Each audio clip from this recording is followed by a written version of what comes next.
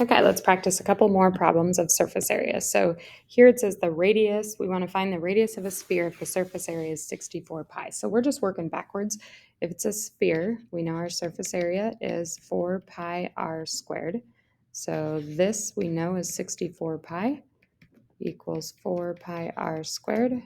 I divide both sides by 4 pi.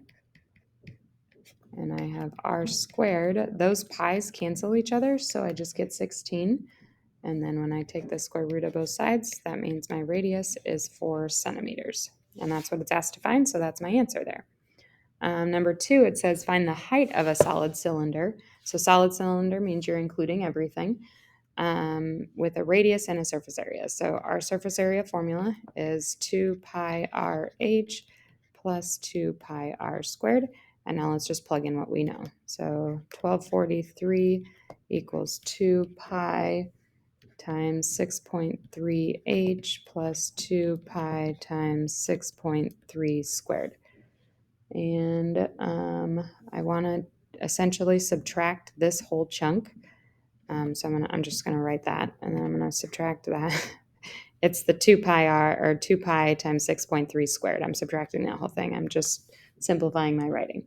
And when I subtract that, I have 993.62 equals 2 pi times 6.3h.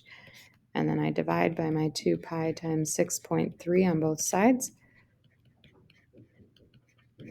So that goes away, and I have just h equals, and when I divide that, I get 25.1 centimeters, and there's my answer.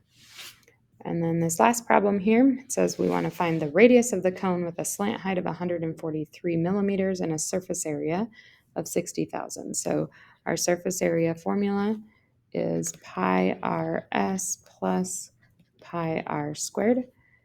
We know our 60,000, and then I have pi r, my slant height is 143 plus pi r squared. So this one is actually, because I have r's in both, it becomes a quadratic. So since it's a quadratic, I have to subtract my 60,000 because I have to have it equal to 0 in order to solve. And then I'm going to rewrite this so that it's in the right form. So pi r squared plus pi r times 143 minus 60,000 equals 0.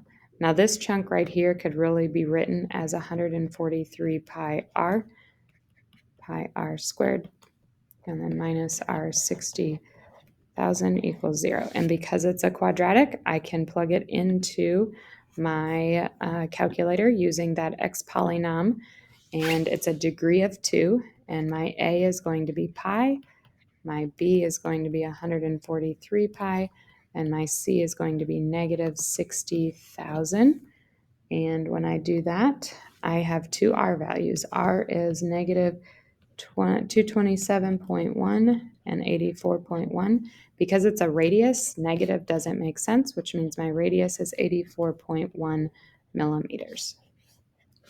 And that is how you find surface area of different images or different parts of an image.